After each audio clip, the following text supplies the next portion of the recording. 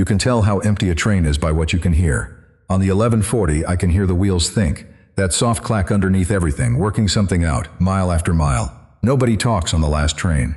Nobody pretends to. That's the part I like.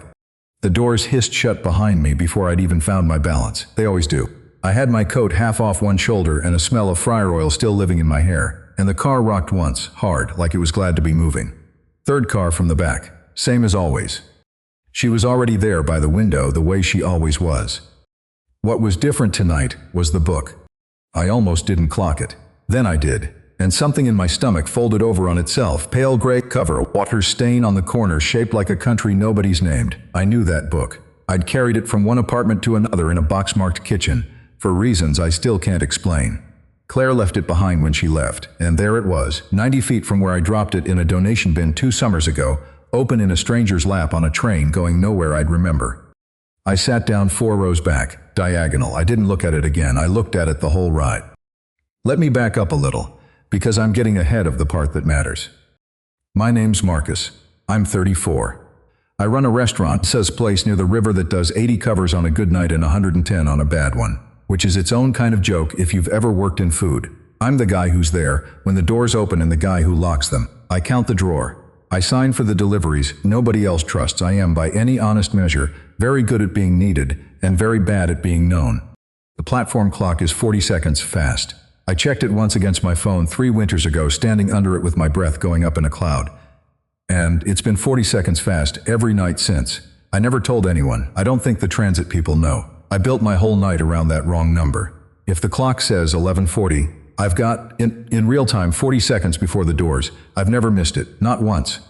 There's a comfort in trusting something that's lying to you, as long as it lies the same amount every time. People want to know why the last train. They ask it like it's strange. It's the least strange thing about me. Here's what the last train is. It's the only place where being tired doesn't cost me anything. At work, I'm a face. A good night, a smile that means the kitchen's not on fire. At home, there's no one to perform for sure, but there's also nobody, which has its own weight. A quiet you have to keep your shoulders up against. On the 11:40, I can let the whole thing down. Nobody on board is going to need a thing from me. I can sit with my coat half off and a stupid book 90 feet away, breaking something open in my chest, and not one person will ask if I'm okay. That's the gift. I engineered it on purpose. Work, last train, sleep, a loop with no leaks in it. I sealed it myself, and I was proud of the seal. 2 years ago, a relationship ended. I want to say that plainly because every time I dress it up, it sounds like less than it was. Her name was Claire. She didn't slam any doors. That's the thing people never understand about how it actually goes. There was no fire. There was a slow leak, the kind you don't find until the whole ceiling's soft. She'd say she was fine, and she meant it, mostly. And I'd take that the way you take a green light, and I'd be gone before 11 and back after midnight, and somewhere in there the air just went out of it. She didn't leave angry. She left tired. I remember that more than anything she said. The tiredness in her voice when she finally told me, like she'd been carrying a bag I never once offered to take. I never saw it coming. I tell people that, and they think I mean I was blindsided. I mean something worse. I mean I was never home long enough to see anything. You can't be ambushed in a room you're never in. So, the train. The quiet car at that hour has its own smell. Cold metal and brake dust. A little electrical, like a basement that's been kept very clean. The seat I take has a tear in the vinyl that someone patched with gray tape, and the tape is exactly the temperature of nothing, and I put my hand on it sometimes the way you'd touch a railing. The window fogs from the bottom up. There's a chime when we pull out of each stop. 2 notes, the lower one first, every single time. I could hum it for you right now, and I haven't been on a train in weeks. And there was her. I'm going to tell you about her the only way I'm allowed to, which is by what she did. Because honestly, I couldn't pick her out of a crowd by her face. I could pick her out by 100 other things. She read actual books. Paperbacks, the swollen kind that have been dropped in a bath at least once in their life. Never a phone. A car where I'm pretty sure the rest of us would scroll through a house fire. She had paper, and she dog-eared the pages. Folded the corners down with her thumb, casual as anything, which I'll admit horrified me a little. The small private violence of it. This person just bending a book to her will and moving on. I'd watch her do it and feel something I didn't have a word for. Not judgment, exactly. Closer. To envy, if I'm honest about it. There was a thermos, too. Green, the kind of green that used to be brighter, with a dent in the side near the bottom like it had been dropped down a flight of stairs and forgiven. Green tea, I decided, though I had no way of knowing and never asked. She'd unscrew the cap, pour a little into the lid, drink it in 2 sips, screw it back. Same ritual every night, somewhere around the second stop. She never looked up. Not at me, not at anyone in that car. I want to be clear that this wasn't a rudeness. It was a kind of completeness, like she'd brought everything she needed, and the rest of us were just weather she was riding through. There was one night that told me more than all the others put together. We stopped at the 3rd station, and an old man got on. Slow on his feet, one of those canes with 4 little legs, a plastic bag from a pharmacy hanging off his wrist. The car wasn't full, but the seats near the doors were taken, and he stood there swaying with the start of the train, gripping the pole with a hand that didn't want to grip anything anymore. She stood up. No announcement. She didn't catch anybody's eye to make sure they saw her being good. She just rose, picked up her book and her thermos in one hand, touched the man's elbow with the other so lightly he startled, and tipped her head at the empty seat. He took it. She didn't wait for thanks. She moved up to the rail by the door and stood the rest of the way, book and rail in the same hand, reading standing up like the floor wasn't moving under her at all. She got off 2 stops before me, the way she always did. I sat there the rest of the ride thinking about how a person does a thing like that, gives a seat away with no audience, on a train where the only witness is some tired man 4 rows back pretending to read the ads. I told myself I wasn't watching her. I want that on the record. Every night I told myself the same clean lie. I was just a guy on a train who happened to sit where the window was. I wasn't watching her. I was watching her. The conductor knew, the way conductors always seem to. His name was Walter, and he had to be near 70, with a white mustache gone yellow at one corner, and hands that shook a little, except when they were doing the one thing they'd done forever. He punched the tickets by hand, a little silver clipper, ka-chunk, a confetti of paper. They put machines in years back, the kind that beep when you tap a card, and they bolted one to a post at the head of the car, and Walter walked right past it like it was somebody else's coat. He didn't have to do it the old way. He did it anyway, coming down the car with that slow railroad sway, ka-chunk, like a clock that walked. I think it was the only part of the job that still belonged to him. He clipped mine one night and looked at me a half-second longer than a ticket needs. 31 years on this line, he said. Not really to me, more to the window behind my head. You can ride the same line 30 years and never once look up. Ka-chunk, he moved on down the car before I could decide whether that was about him or about me. I decided it was about me. I usually decide things are about me. It's a flaw I'm working on, slowly, on a train where there's nothing else to do. But I caught myself glancing 4 rows up after he said it, just for a second, at the back of a head bent over a paperback. Then I looked at my own hands, old habit. Look at anything but the thing you want. I don't know what I thought was going to happen. Nothing, probably. I think I'd made a kind of peace with nothing. Nothing is restful. Nothing doesn't leave tired. And then one ordinary Tuesday I dropped a glove. That's the whole inciting event, if you want to call it grand, a glove. I had them stuffed in my coat pocket, the cheap leather ones that had gone soft and shapeless from a year of being shoved into things, and getting off at stop with my mind already 3 blocks ahead at my cold apartment. One of them must have slipped out. I didn't feel it. You don't feel the small losses. That's how they get you. I made it through the turnstile and up the stairs, and halfway into the night air before my hand went into my pocket out of habit and found only one. I stood there a second doing that pointless thing where you pat yourself down as if a glove might be hiding in your ribs. Gone. And then was 3 stops down the line, carrying my left glove toward a city I'd never see the far end of. I went back. I don't know why. It was a $4 glove, and I had a long day pressing down on my eyes, but I turned around and went back down those stairs to the platform, telling myself I'd just check the bench, the gap by the wall, the places a thing falls, cold coming up off the tracks, the board overhead clicking its little letters around, the platform empty, the way it gets between trains, that hollow underground hush that has its own kind of sound. And the headlights came around the bend. It wasn't due. I knew the schedule the way I knew the wrong clock, and nothing was due for a long while on that platform. But here came a train sliding in with its brakes, letting go that long iron sigh, and the doors opened, and it was the 1140, my 1140, somehow doubled back, or held or thrown off its rhythm by something up the line I'd never understand. The signals do that some nights. They hold a train between stations for no reason a passenger ever gets told. She was in the doorway. Not the window, the doorway. 1 foot on the train and 1 foot reaching down toward the platform that was not by any count I had of her stop. She'd come 3 stops back the wrong way, and she was holding out my glove. Warm. I could see it was warm somehow. The soft worn shape of it filled out a little, like she'd been holding it the whole way instead of just carrying it. "You'll want this," she said. That was all. 4 words. I took it from her hand and our fingers didn't touch quite, and I felt the heat of it come off the leather into my cold palm, and every clever thing I have ever said to a full restaurant left me at once. "Thanks," I said, less than she gave me. I always give less. The chime sounded then, 2 notes, the lower one first.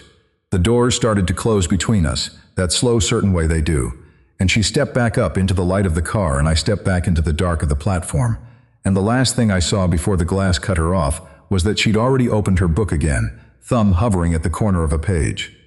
Then she was gone, sliding north into the tunnel, and I was alone on a platform that had no business holding a train at that hour, holding a glove that was still warm from a stranger's hand. I stood there a long time after the sound of it faded. Here's what I couldn't put down. I didn't know. She got off 3 stops the wrong way. Or she didn't. Maybe she was getting off there anyway. Some errand, some friend, some life she had that I'd never had the right to imagine. Maybe the warmth in the glove meant nothing, just the heat that comes from anything held a while. Or maybe she'd watch me leave, 4 rows up and 1 diagonal back, every single night the way I'd watched her. And tonight she'd seen the glove hit the floor and picked it up and carried it backward through the dark to a platform that wasn't hers. I had no way to know which. There was no way to know which. And I wanted to know which more than I've wanted anything in 2 years. The loop had a leak in it now. 1 small warm tear in the seal I'd built so carefully, and I could feel the night getting in through it, the whole rest of my life pressing at that one soft place. I walked home holding the glove the wrong way around, not putting it on, and I didn't sleep, and the not knowing sat on the edge of the bed with me until the windows went gray. Because the next night, I'd get on the 1140 again, 3rd car from the back, and she'd either look up, or she wouldn't, and I genuinely could not tell you which one scared me more. She looked up. The next night, 3rd car from the back, and she lifted her eyes off the page when I came through the door, and held them on me for the length of one breath and went back to her book. That was it. That was the whole thing. I'd lost a night of sleep over a coin flip, and the coin had landed on its edge. I sat 4 rows back, diagonal, same as always, and I spent the next 40 minutes building sentences in my head and demolishing every one of them before it reached my mouth. You want to hear what a 34-year-old man rehearses on a train? Thank you for the glove. No. Too much weight on a glove. Cold tonight. No, that's what you say to a stranger in an elevator before you both pray for the doors. I run 80 covers a night. I can talk a table of strangers through a wine list I half believe in, can talk a line cooked down off a drop pan. And I sat there mute, 4 rows from a woman with a dented thermos, defeated before I'd opened my mouth. So I said nothing. For 3 more nights I said nothing. But the loop wasn't sealed anymore, and a thing started happening in the quiet of it that neither of us named. I boarded first one night ahead of her, and without deciding to, I left the window seat open. I took the aisle. I put my coat on the seat beside me and then took it back off, and folded it on my lap so the window seat read as empty, as available as held. She got on at her usual door and walked up and sat in it like it had her name on it. Didn't look at me, didn't say a word, opened her book again. 2 nights later, she boarded first, and when I came through the door, the window seat in her row was open, her bag pulled into her lap, her body angled toward the glass to make room that nobody had asked her to make. I sat in it. Still no words. To share a seat with someone night after night and trade nothing but the small architecture of where a body goes. Her elbow and mine an inch apart on the armrest, both of us pretending the armrest was a border with guards on it. The smell of her tea, the soft fold of her thumb bending a page down, that small private violence, 6 inches from my shoulder now instead of 4 rows off. I could have reached out and stopped her hand. I thought about it the way you think about touching a wet paint sign. I read my own book and didn't take in a single sentence of it, 3 nights running. Then the train stopped where it had no business stopping. It was a Thursday, I think. Late, even for late. We'd pulled out of the stop before mine and got when the whole car lurched, gentle but final, like a held breath, and we just stood there in the tunnel. The wheels stopped thinking. You don't realize how much sound a train makes until it makes none. Then the lights dropped to half. The bright ones cut out and left only the dim emergency strip glowing along the ceiling, the color of a streetlight seen through a curtain, and the whole car went soft and brown and close. A voice came over the speaker, scratchy, far away. Signal problem up the line. We'd be held a short while. Apologies for the delay. The voice clicked off and left us in it. The car had emptied at the last stop. I hadn't clocked it until the lights went down. Just the 2 of us now in a tin box stopped under the city. the dark pressing on the windows, the heat ticking somewhere below the floor. That's when the thermos went over. The train must have settled, some small shift in the rails, and the thermos slid off the lip of the seat where she'd set it and hit the floor and rolled, cap loose, a thin, dark stream of tea following it down the aisle.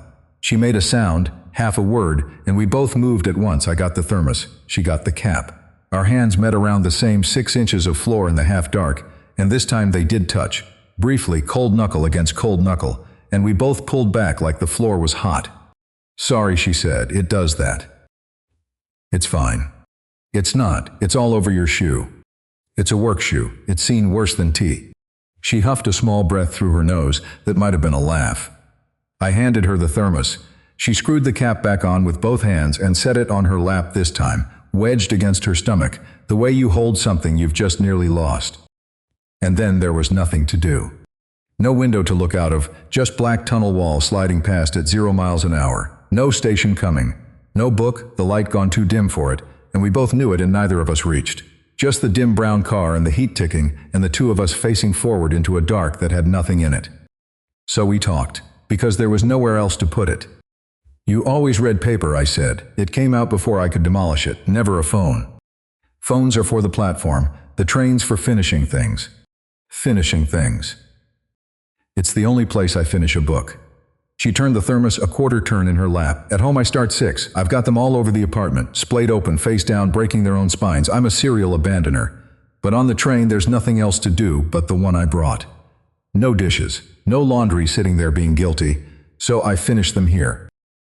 "You also wreck them." She turned her head toward me in the dark. "I'm sorry?" "The pages. You fold the corners. I don't know where the nerve came from. The dark, probably. You can say things into the dark you can't say into the light. You dog-ear them. I've watched you do it for a month and it kills me a little every time." "Oh, here we go. It's a book. It's done nothing to you. It's mine. I'll fold it if I want." That's the violence of it, the casualness. You just bend it to your will and move on like it's nothing. "You're one of those." She actually shifted toward me. "You use a bookmark. You probably have a special one. You probably have a drawer of them." I did. I had a drawer of them. That's not a crime. It's worse than a crime. It's a personality. She was warming to it now, the words coming faster. "A dog ear is a map. It's a record of where I was when something landed. You take that out of a book and put it in a drawer separate, like the book's too precious to carry a memory of being read. You're not protecting the book. You're protecting yourself from leaving a mark on anything." I didn't have an answer to that. She'd handed me my own self across an inch of dark, and I sat there holding it. I was, for the record, appalled. I was also charmed past anything I could have hidden if there'd been enough light to read my face by, which there wasn't, which I was grateful for. "What's your name?" I said. Not a question the way I said it, just out. "Nora." She said it like she was handing me the cap to a thermos. "Yours?" "Marcus." "Marcus." She tried it once and put it down. "You go all the way to the end, Marcus, past me. I've seen you still on it when I get off." "2 stops past you, yeah." She didn't ask why. I noticed that. I noticed I wanted to ask her the same thing, why she was on the very last one specifically, the 11:40, when there were 3 earlier trains that would put her home before midnight. And I noticed the question forming, and I noticed myself not asking it, the way you leave a door closed because you're not sure you want to know what room it opens onto. That's when I saw the ring. She'd lifted the thermos to check the cap, and the dim strip caught it, a thin gold band on her right hand, plain worn smooth. I clocked it the way I clock everything, fast and quiet and without meaning to, right hand. Some women wear it on the right, I told myself. Some women just like a ring. But the rest of me had already done the arithmetic that men do in a half second and pretend takes no time at all, and filed her, gently undertaken, and felt my own posture change in the dark. Felt myself settle back an inch into friendly, into safe, into a register where nothing I said could be mistaken for asking. A relief almost, a rule I could ride behind. I didn't know it was her grandmother's. I didn't know she wore it on the right on purpose, for a reason that had nothing to do with anyone living. I'd built a whole wall off the back of a band of gold, and I leaned on it. We talked through the rest of the delay. Books mostly. She told me which covers lied. I told her about the 80-year-old regular at the restaurant who orders the same thing every Tuesday and sends it back every Tuesday and tips like a king both times. She asked if I lived alone, and I said yeah, now, and there was a small pause, and into it I dropped a name I hadn't planned to. Used to live with someone. Claire. Neutral. A fact like the weather. It's a two-bedroom that doesn't need two bedrooms anymore. I heard her take that in. I didn't hear what she did with it. I found out later she'd heard a present tense in it that I never put there. She heard a woman still in the rooms, heard me carefully not talking about her, and she nodded in the dark and filed me gently, the same way I'd filed her, behind a wall of her own. Two people leaning back from each other in a dim car, each behind a thing that wasn't true, both of us relieved to have a reason not to lean in. The lights came up before either of us caught it. The bright one snapped back, the wheels started thinking again, the voice apologized once more and thanked us for our patience, and the harsh light landed on both of us at once, and we sat there blinking like we'd been caught at something. She put her book back in her bag. She hadn't read a page of it. Neither had I. She got off at her stop, stood, gathered the thermos in the bag, and at the door she half turned and said, "Burm up, guy," not unkindly, almost fond, and stepped off, and the doors closed, and I rode the last 2 stops alone with my heart going like I'd run them. Walter found me on the platform a few nights after that.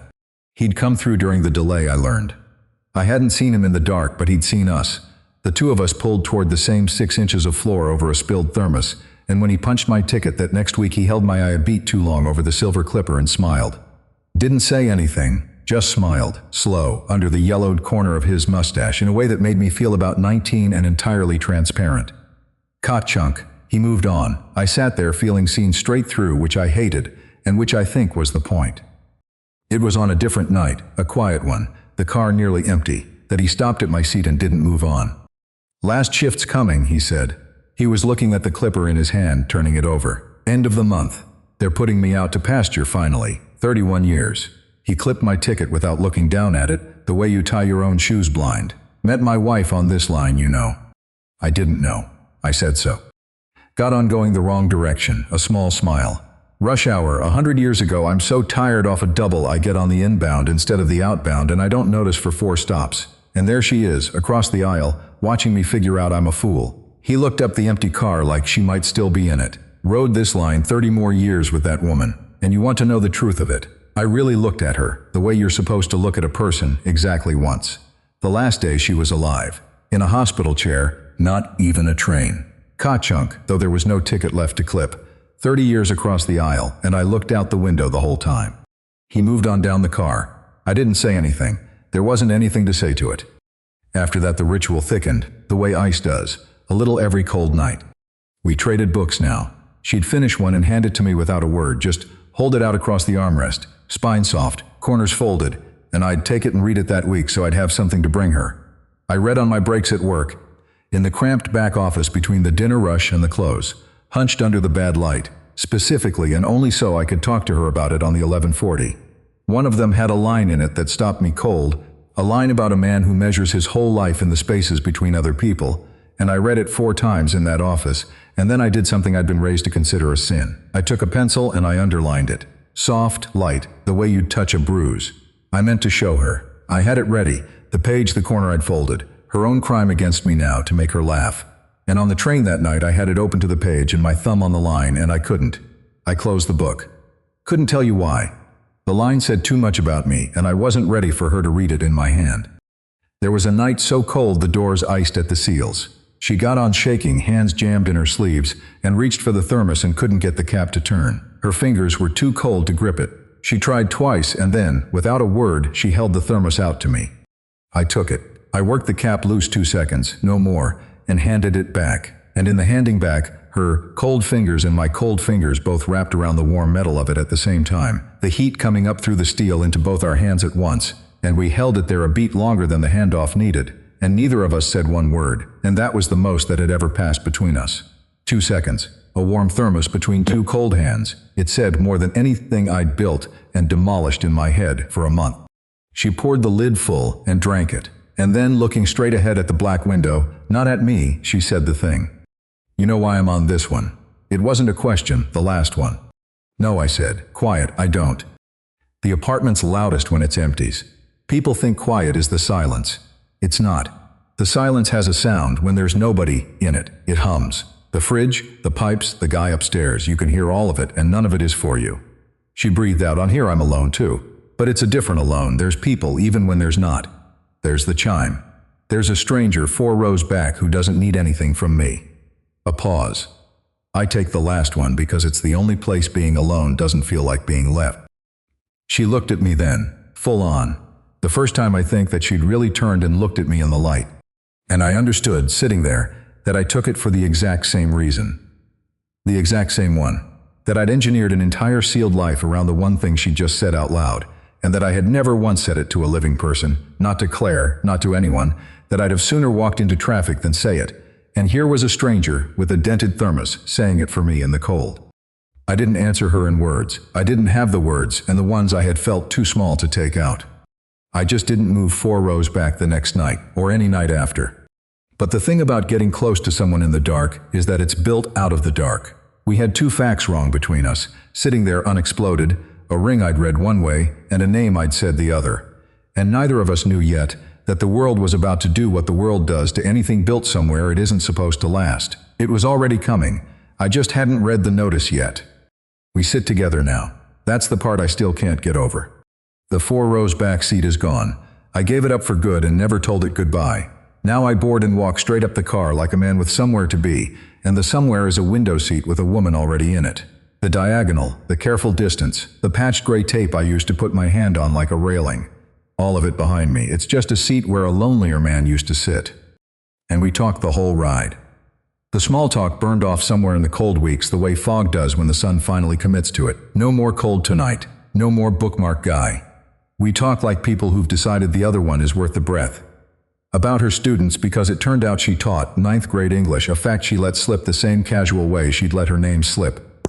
Who sends back his Tuesday steak. About whether a book you hated as a kid deserves a second trial as an adult. I knew her hands by then. I could have drawn them the way she held the thermos with both. The small, smooth band on the right one, catching the light when she turned the cap.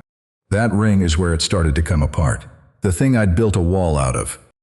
It was a Wednesday, crowded for the 11:40, which meant maybe 9 people instead of 3. A woman got on at the second stop with shopping bags and took the seat across from us, the kind of person who talks to strangers because the silence offends her. Nora was telling me about a kid who'd written an essay defending the villain in a book they were reading, and the woman across from us nodded along like she'd been invited, and then she leaned in, during a pause, and put her hand near Nora's knee. "How long have you 2 been married?" I started to say something. I don't know what, some correction, gentle, the kind you make for a stranger. But Nora got there first. "We're not." The woman's eyes went to the ring. "Right hand, but some people don't track which hand." "Oh, engaged then. Congratulations. It's a lovely little band." "It's my grandmother's." Nora said it flat, and not cold, just final the way you close the drawer. "I wear it on the right on purpose, so nobody asks me that." The woman laughed, a little stung, and looked out the window, and that was the end of her. But I'd stopped hearing the train. I'd spent a month and change leaning on a fact, and the fact was a stranger's mistake I'd made for myself in a half-dark car. Taken. I'd filed her under taken the first night I saw that gold catch the light and built my whole posture off it. The friendly register, the safe distance, the rule I got to ride behind so I'd never have to risk asking for anything. I'd been managing my own feelings down for weeks. Every night I'd felt the wall and leaned on it and called it peace. And the wall was nothing. It had never been anything. A grandmother, and a right hand, and a girl who'd gotten tired of the floor of the whole careful thing tilted under me. I sat there with the train moving again and felt every brick I'd laid come loose at once. Quiet, no sound to it, the way the worst collapses go. "You okay?" Nora said. She'd caught something in my face. She always caught things. "Fine," I said. Long shift. A work shoe excuse, a 2-year reflex. I gave her the small flat lie and she let me have it, the way she let me have things. And I sat there recalculating everything I thought I'd known while the chime sounded, the lower note first every single time. I didn't fix it that night. You don't fix a month of wrong arithmetic in one stop. But something had moved, and I think she felt it move too, because a few nights later she did her own version of the same thing. We were past her stop in the conversation, deep in it, the train half empty. And she turned the thermos a quarter turn, which I'd learned by then was the thing she did before she said something she'd been carrying. "The person you used to live with," she said. "Light, too light. Do you still see her around? The neighborhood, I mean." I heard it then. The present tense she'd been carrying all this time. Used to live with. But in her voice there was a woman still living somewhere in my rooms. A thing I was carefully not talking about. A present I'd never corrected because I never knew she'd heard one. "Claire," I said. "No, she's been gone 2 years." Nora's hands went still on the thermos. 2 years, I said again, because I watched it land and I wanted it to land all the way. She moved across the country. We don't talk. It wasn't a fire, it was a slow leak, and by the time it was over there was nothing left to say, so we didn't say it. I looked at the black window. I keep a 2-bedroom that doesn't need 2 bedrooms. That's the whole haunting. An extra room and a lease I'm too tired to break. I watched her recalculate, the exact way I had. A present tense dying in her, the arithmetic she'd been running for weeks getting redone. And I knew what it was because I'd just done it myself in front of a woman with shopping bags. Her shoulders came down half an inch. Something behind her eyes that had been standing guard sat down. 2 people, a whole winter of polite distance, and underneath it 2 facts that were never true. A grandmother's ring I read as a marriage. A dead relationship she heard as a living one. We'd each built a wall off a thing that didn't exist and leaned on it and been so relieved to have it, because the wall meant we never had to find out what we'd do without one. We sat with that for a long stretch of dark track, and I felt the inch of air on the armrest get warmer. I felt the guards come off the border. And then the world taped a piece of paper to the door. I saw it the next night getting on. White sheet, official, laminated against the weather, zip-tied to the rail by the doors at chest height where you couldn't miss it. I almost walked past. Then a word caught me. Discontinued. I stood there in the doorway with my coat half off and read it twice. The 11:40 was being cut, end of the month. Low ridership, a consolidation of the overnight schedule, thanking us for years of patronage in the bloodless font that governments use to tell you something is ending. The last late train would run on the 30th. After that, the platform I'd timed my whole life to would go dark at a decent hour like everywhere else. I read it a 3rd time while the chime warned me, and stepped on just before it shut. I'd like to tell you the first thing I felt was about her. It wasn't. The first thing I felt was the loss of the room, the sanctuary. The 1 hour a day where being tired didn't cost me anything, where I could let my whole face down and not one soul would need a thing from me. Gone in 3 weeks. The sealed loop I'd built and been so proud of, somebody upstairs had just stamped a date on the back of it. And then, half a second behind that, came the second thing, and it took the floor out worse than the ring had. Her, the hour with her. The only place I had her was the thing being deleted. I sat down in the window seat she'd left open and did the math. Nobody wants to do. I knew her first name. Nora. That was the whole of it, not her last name, not her street, her building, her number, the spelling of anything. We had never traded a digit, never needed to, because every night at 11:40, the train just handed her to me, a delivery I'd done nothing to earn and made no plan to keep. I'd built an entire relationship inside a thing with an expiration date, and never once thought about the date, because the train had always just been there. It was never going to be, will they talk? We talked. We'd cracked that one open weeks ago. The question had quietly become a worse one while I wasn't looking. Will they exist anywhere that isn't this train? 3 weeks. After that, the car goes back to being a car that doesn't run, and the platform goes dark, and the woman with the dented thermos goes wherever she goes when she's not being handed to me by a schedule, and I have a first name and a memory of how she holds a book. I didn't tell her I'd seen it. She didn't say anything either. I'm fairly sure she'd read it too, standing in that same door, but neither of us brought it onto the train with us. We talked about a book. We pretended the paper wasn't there. You can do that with another person. Agree without a word to leave the worst thing on the platform. We'd been leaving worse things on platforms all winter. Walter brought it onto the train in the end. Walter, who didn't leave things on platforms. His last shift had a date now too. Word had gone around, and a few nights after the notice went up, I heard one of the other late crew say it, and the date was the 30th, the same night. Of course it was the same night. 31 years on the line, and the line was sending him out on the very last run of the very last train it would ever make at that hour. The end of his and the end of the 11:40, stamped together, one piece of paper.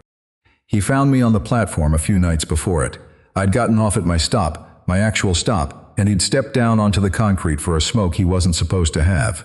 And he tipped his head for me to come over, away from the doors, into the cold, quiet end of the platform where the light didn't reach. You heard, he said. I heard. Both of you, same night. Fitting. He turned the silver clipper over in his fingers, even out here, even with no ticket in 100 yards. 31 years. You'd think a man would have something wise saved up for the end of a thing like that. He breathed smoke into the cold. I don't. I've just got the one regret, and it's not the kind they put on a cake. I waited. The board overhead clicked its letters around to nothing. All those years, Walter said, I spent looking out the window. The whole ride, every ride, my whole life, watching the dark go by. He looked at me then, straight on, the way he almost never did. The thing worth looking at was across the aisle. It was always across the aisle, and I figured I had time to turn my head, and then one day I didn't. He let that sit. Then he did the thing I didn't expect, the thing that put it square in my chest. "She gets off 3 stops before you," he said. I looked at him. "The one with the green thermos, up the car. 3 stops before your stop. Every night I clip her, I watch her go." A small pause, the smoke curling. "She used to get off at yours, son. Same stop as you. For months, I had the 2 of you stepping off the same platform every night and never once at the same door." He dropped the cigarette, put his shoe on it. "Then back in the fall, she started getting off early, 3 stops short. Started walking, I figure, the rest of the way. And I've been a conductor a long time, and there's only one reason a person who could ride all the way starts getting off early and walking." He looked at me. "Figure out why." Then he climbed back up into the car, and the doors shut, and the 1140 pulled north without me on it, and I stood on the cold platform doing the only arithmetic that had ever mattered to me. She used to get off at my stop. Same one. We'd been stepping off the same concrete every night, 2 doors apart, 2 strangers, for months before I ever dropped a glove. And then in the fall, she'd started getting off 3 stops early, walking the rest in the cold, the long way home. I counted back. I'm good with weeks, with shifts, with how the calendar folds. I counted back to when the thing in my chest had started, the night the loop got its first leak, and the math came up the same place his had. The glove.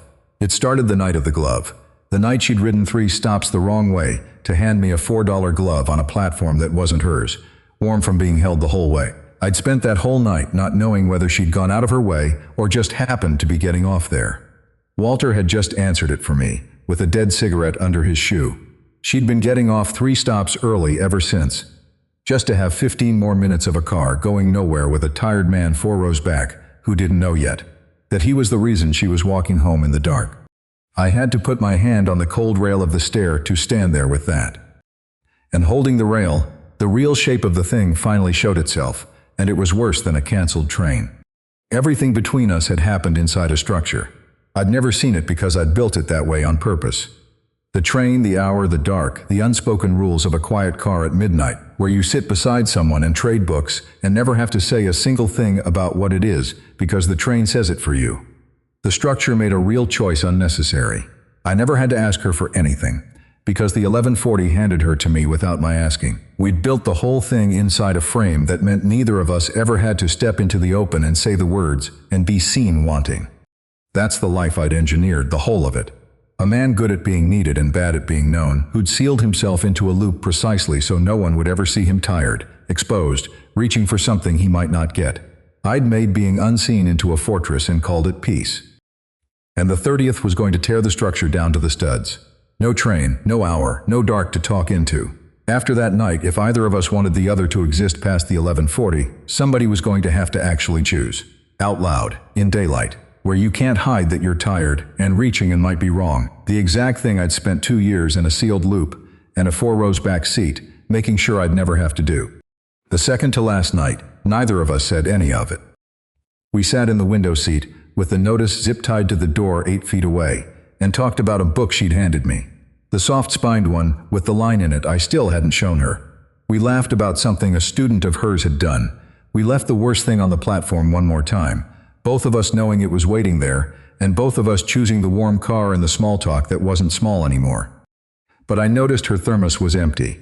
She'd poured the last of it before the second stop, drunk it, screwed the cap back on. And she held it the whole rest of the ride anyway. Both hands around an empty thermos all the way to her stop, like it was something to hold. Like if she held it tight enough she wouldn't have to hold the other thing. She got off 3 stops early, the way I now knew she'd been doing since the glove. And I watched her go and didn't say a word, and the doors shut, and I rode the rest of the way alone with the empty seat warm beside me. Tomorrow was the 30th, Walter's last shift, the last run of the last train. After tomorrow there'd be no car, no hour, no dark to hide a confession in. Just 2 people who'd never said one true thing in the light, and a clock 40 seconds fast, counting down the last of the only world we'd ever had.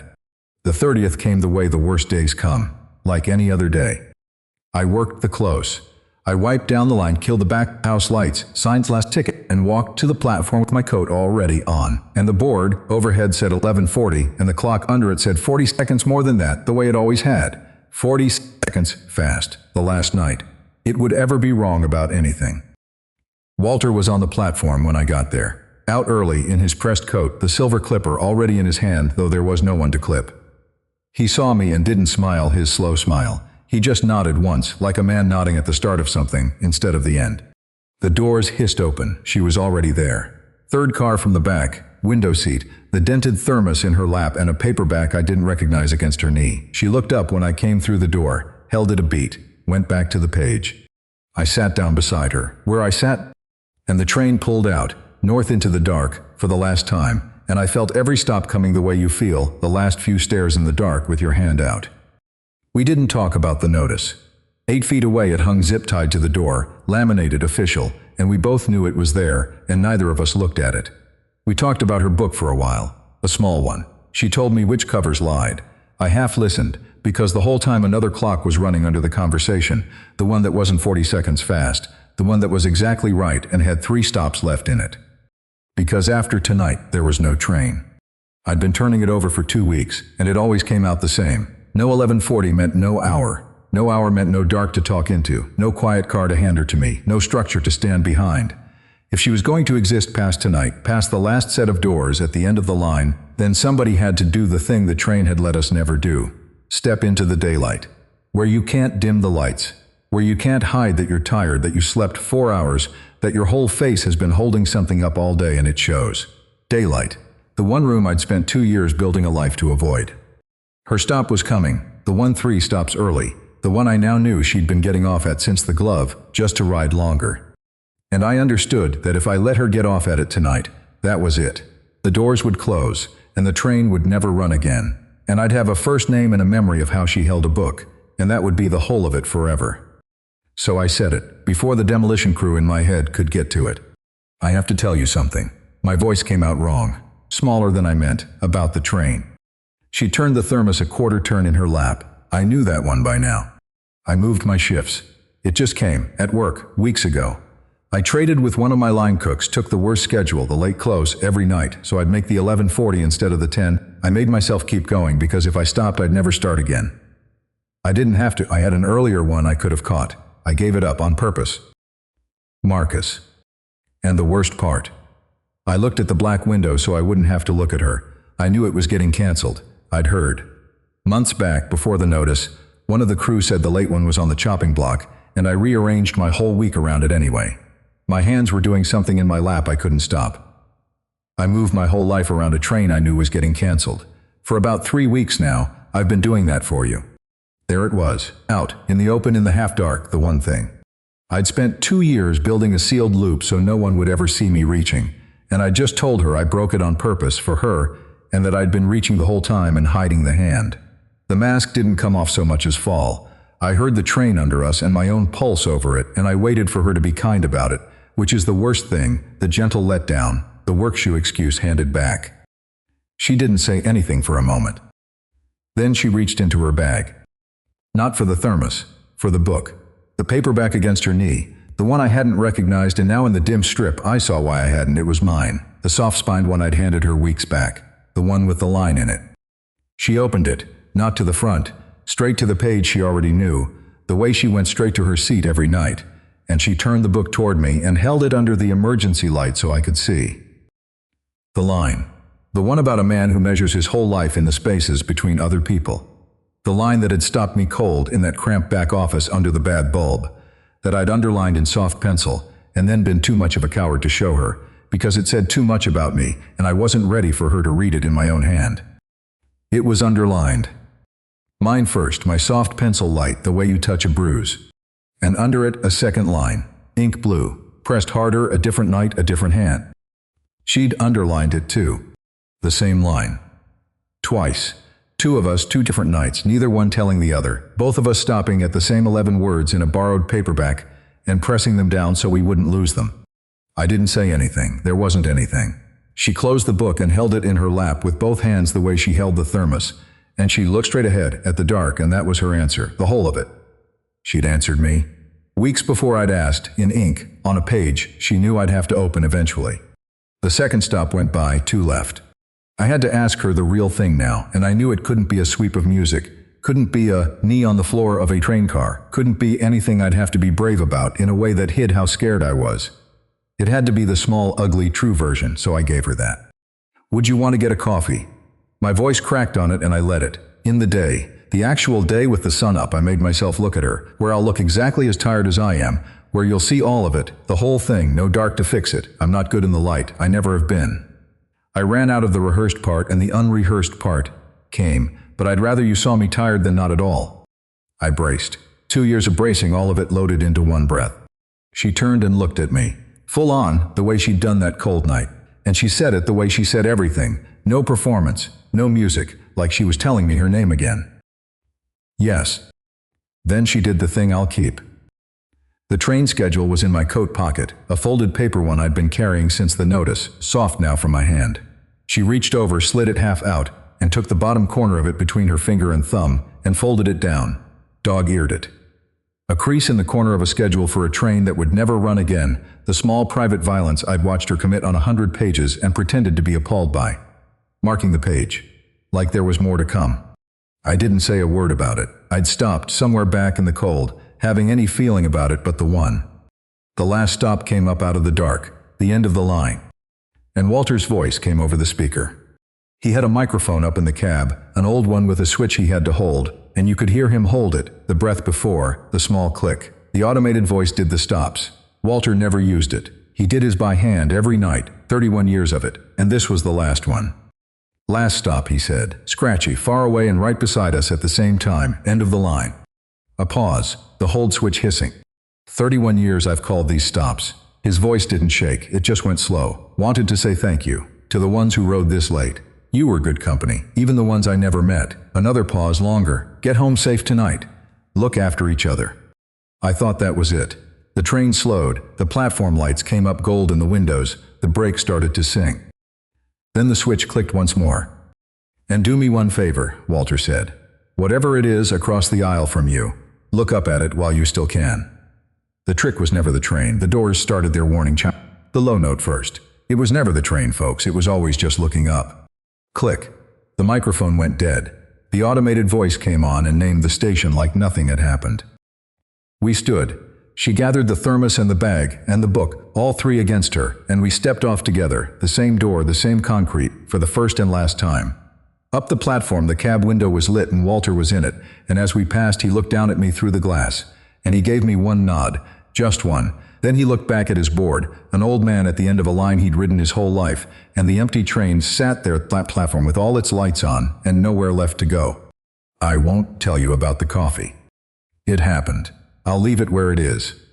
Some things you don't pull up into the light and turn over for people. But I'll tell you about the morning after, because that's the part that changed me, and it didn't change me with music either. It was a cheap diner. Vinyl booths, a coffee pot that had been on the burner since the war, light coming through the window so bright and so flat it hurt. The kind of light that doesn't forgive anything. We sat across from each other in it, both of us at 9 in the morning, and there was nowhere to hide and nothing dimmed and no chime to wait for. And she looked tired. She looked like a woman who hadn't slept enough because she hadn't. There were lines by her eyes the dark had never shown me. Her hair wasn't doing what she wanted it to. The thermos sat on the table between us, and in that brutal flat morning light the dent in its side just looked like a dent. Not a detail I'd memorized in the half-dark, just a dent in a battered green thermos on a chipped diner table. The ring on her right hand caught the window light, and it just looked like a ring. A thin worn band that had been a grandmother's. Not a wall, not a verdict, not a thing I'd built a whole winter behind. Just a ring on the hand of a tired woman drinking bad coffee. And I wasn't hiding either, that was the thing. I'd come straight off a short night, myself, my face doing whatever my face does at 9 in the morning. When no one's supposed to see it, the exact face I'd built a sealed loop and a 4-rows back seat and 2 years of last trains to make sure no living person ever saw. She saw it, all of it, in the worst light there is. And she didn't flinch. She looked at me across the bad coffee, and she didn't flinch, and I didn't flinch back, and the dent stayed a dent, and the ring stayed a ring, and the morning stayed merciless and bright, and it was fine. Better than fine. I don't have a bigger word, and I don't want one. I still take a train sometimes, earlier now in the light with her. It's a different animal in the day. It's loud. It's crowded, full of people on their phones and kids and somebody's coffee about to go over, and you can see every face and every face can see yours, And there's no quiet car, no dim brown half-dark, no hour that belongs to no one. It's worse, by every measure I used to keep. I time none of it. I couldn't tell you the schedule. I get on the one we get on. And I wouldn't trade a minute of it for the 11:40. She still dog-ears the pages. She does it right in front of me now, looks at me while she does it, presses the corner down like a small dare, and I've stopped pretending it bothers me. The book we trade has 2 underlines in it on one page, hers and mine, and we never talk about it, and we never have to. There's a clock at the station we use. It keeps good time, it always has. And it took me a while to notice that I'd stopped checking it, that I no longer needed to know whether I had 40 seconds more or 40 less, no longer needed to time my whole life down to the minute, to the close, to the last train, to the sealed, safe, lonely loop of it. I'd built all of that to keep from being seen. A man good at being needed and bad at being known, who'd decided being unseen was the same thing as being safe. It isn't. I know that now in the only way that counts, which is across a chipped table in a light that hides nothing. So let me ask you something before you go. What would you have done the night the last train stopped running, when the thing you'd been hiding inside got a date stamped on it? Would you have let the doors close on her and kept your first name and your memory and your safe dark loop? Or would you have said the true thing out loud, in the light, and let somebody see you tired?